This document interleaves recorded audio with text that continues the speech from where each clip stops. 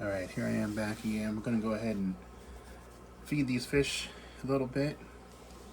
Make them actively chase them some stuff while I fill up some water and fill up some other tanks throughout this basement. So this aquarium is a 20-gallon long. Seems to be my preferred aquarium for setups like this, especially bigger ones. These are all kind of a mixed type guppy. There's about 3 different strains in here. A green snakeskin guppy strain, which is completely gone. It's completely intermersed into my black guppies. A red blonde guppy strain, which is kind of where you're seeing the reds pop in from. And then a blue galaxy guppy, which you're seeing signs of that too. So they're all kind of blurring into different fish. A lot of my red-tailed guppies are in the 40-gallon breeder now, because now the emphasis is on the females, letting them grow up without too much hassle from the males. So the males are now in a bigger tank with a lot more older females to chase, while these younger females can grow up with only a few adult and juvenile males to chase them. So we're going to keep that on that while I go do some sort of fish chores. If you hear some weird noises around here, that's the noises I'm making as I move around. But I wanted to capture kind of like a day in the life over here. It's kind of just always love videos myself of just filming a tank. So yeah, I do have some stuff I need to work on. Obviously, I've got some water spots, and actually this aquarium's looking pretty good in terms of algae. Got Vallisneria growing in different spots, and it's a type of plant that sends off runners and pops up a new plant. And so what's been happening is it tries to pop up new plants here in the front, and so what I'll do is pop those plants out of those spots and then push them back, with the whole idea being, if you move a Vallisneria within the same setup with this root system still intact, it should be alright. It's the same water, it's the same substrate, it's just in a different spot. But if I take Val and move it from here and move it to another aquarium, it's going to struggle, and it's probably going to melt off where the original Val was, and then try to grow new stuff. So this is just an attempt to kind of grow more towards the back. I do have the lighting kind of more towards the front here, but as I push this back, you can see how there is some back there. And so what I do is I move the lighting back and forth depending on the day. If I'm feeding and want to see what the fish look like, I'll move it towards the front. And it does look kind of better here, having the lighting up front. It illuminates those fish a little bit better, just to see what we got.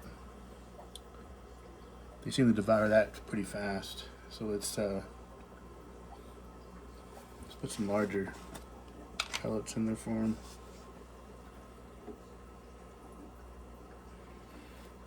And so the name, the Chad's Tub Guppies, it's kind of a joke name, but not really, because these guppies will end up going outside most likely in little container ponds or tubs.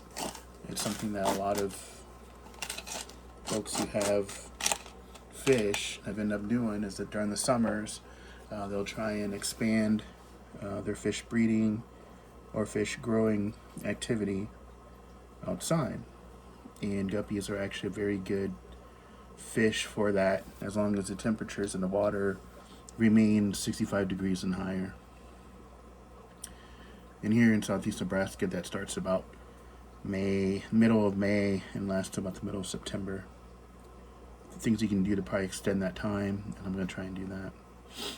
So as they grow outside, they'll have that ample opportunity for algae, more microfauna, obviously insects and grub that fall into the water or grow up in the water, as well as mosquito larvae, bloodworms, they're called copepods, like cyclops, daphnia, all that stuff will be growing within that environment for them to grow in, and they get all that food, plus they get sunlight, and the sunlight really helps these guys take off. All right, that's enough of that. Let me go do some stuff.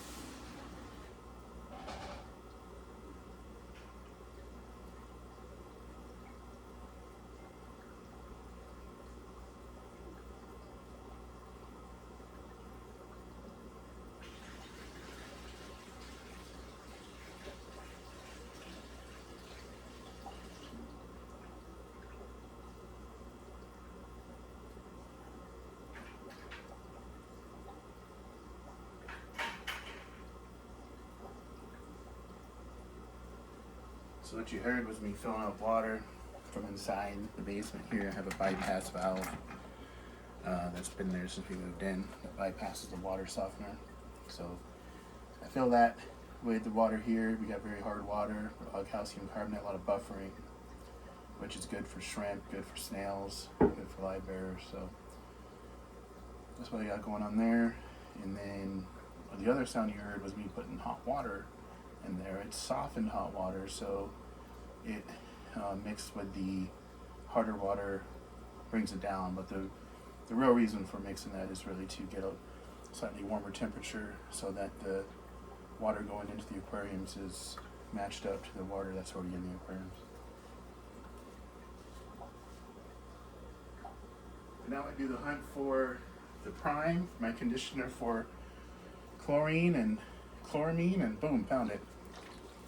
Getting low, and I have to start filling up pretty soon.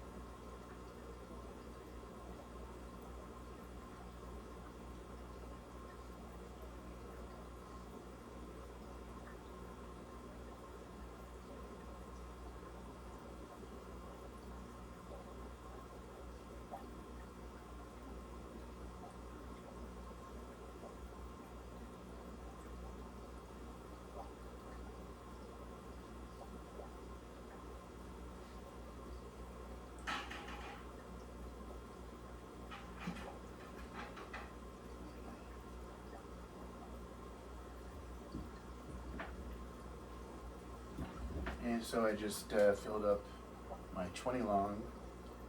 That's over in the living room or the basement.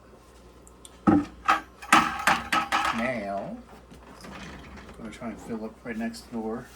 So you're gonna see these fish go a little bit nuts as they see me arrive. I'm gonna feed them more, and I probably will. But I'm gonna fill up some of these 5 gallons to my left. And 5 gallons will house our shrimp and hopefully maybe some endlers.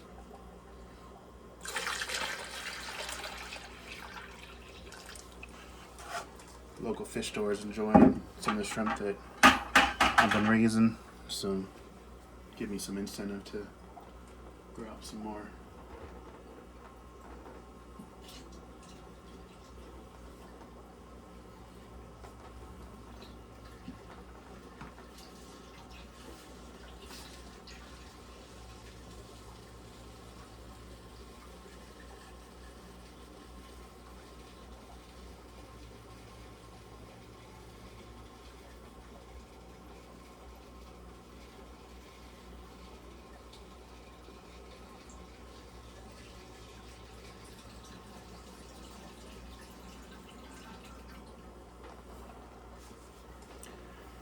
I'm breathing heavy, sorry about that. I have some sort of something going on.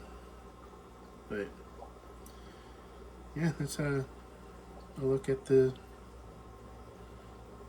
20 long, what we got going on with these guppies. Give you an idea of the size the females are getting to you and the colors the males are showing. The ultimate guppy that I want them to get to is like this one right here.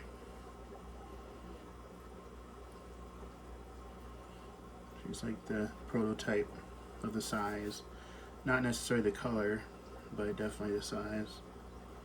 This one's getting there, this one's getting there.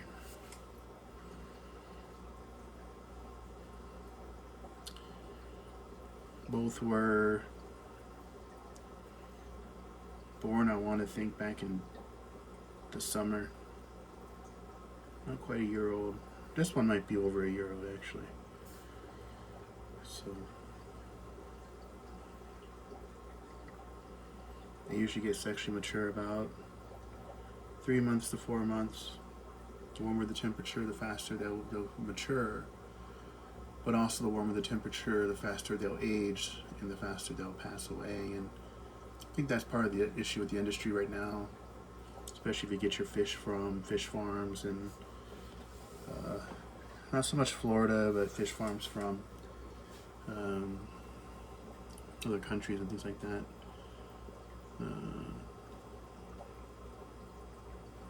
From East Asia, where they have higher temps, they raise them in those higher temps, 85 degrees higher, and then we get them imported, and we get some fish that have really been grown very fast. Now, I prefer to grow my fish slow, but I have introduced some heaters to some of these because I think in general they just need the heat. And if you've noticed in here, there's been some flashing going on. I will be doing a water test. You know what? Let's watch them for a little bit. I think some of the flashing is due to the females being a little bit annoyed, but we're seeing some males do flashing too. So what I find with my higher stocked tanks like this, even though I've got a lot of duckweed, I do have filters. A lot of times it's the nitrates. Nitrates getting about 50 parts per million. And when they get that high, the guppies get kind of annoyed with it. I don't really see any signs of infection. Probably just annoyed guppies. So I'm going to hold off on anything like that. I'm currently going to fill up my additional 5 gallons here. I just started putting water in one and then realized that I want to hook up the hose first. I want to hook up a line, a tube to the filter before I fill it with water. So I'm going to do that now. Now I got to find some scissors. And then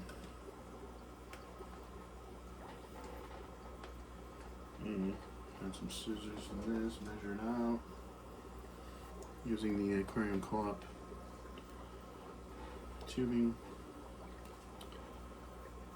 Connecting those to aquarium co-op nano sponge filters that have the collar that then makes the bubbles really fine, which then creates more flow through the filter.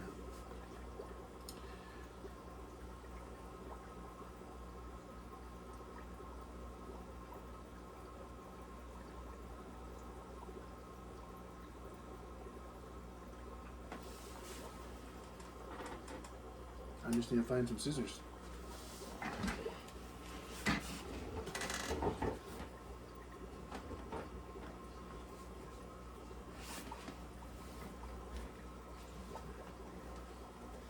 I know I got at least one pair down here. I'm always using it in different. Oh, there it is. It literally is right above where I want them to be. So that's what kind of happens to me is I have things in plain sight and I look for them somewhere else. Okay, so I want to run line from this little gang bub I've got. I want to run it from the second closest to me.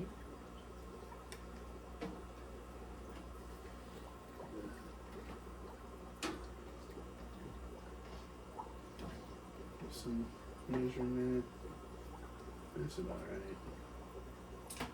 Probably a little longer than I need it to be so that there's some slack in case I need it. So less slack. Oh well.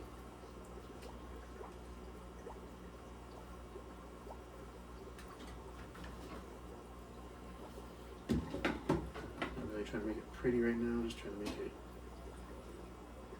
workable.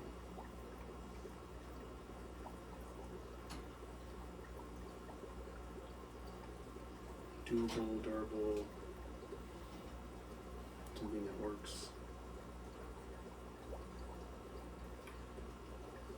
Yeah, get that in. Drop the scissors on myself. If they hit me. And this is where we can measure it down here. Definitely don't need it that long. I can cut another piece off. With the scissors I literally just dropped on the ground.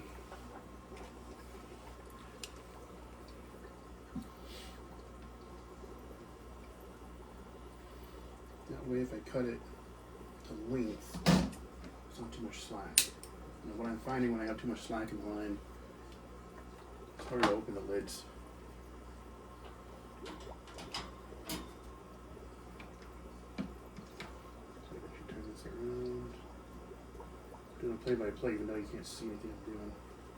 It's like being on the radio.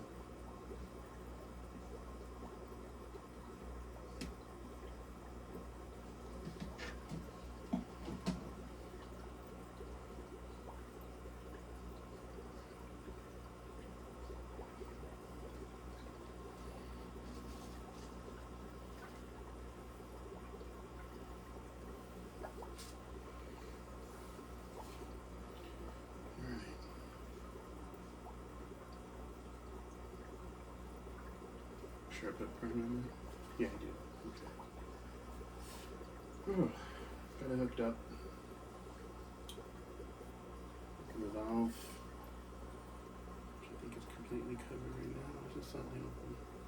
It's slightly open, so we'll pour some water in there. Alright, back to pouring water.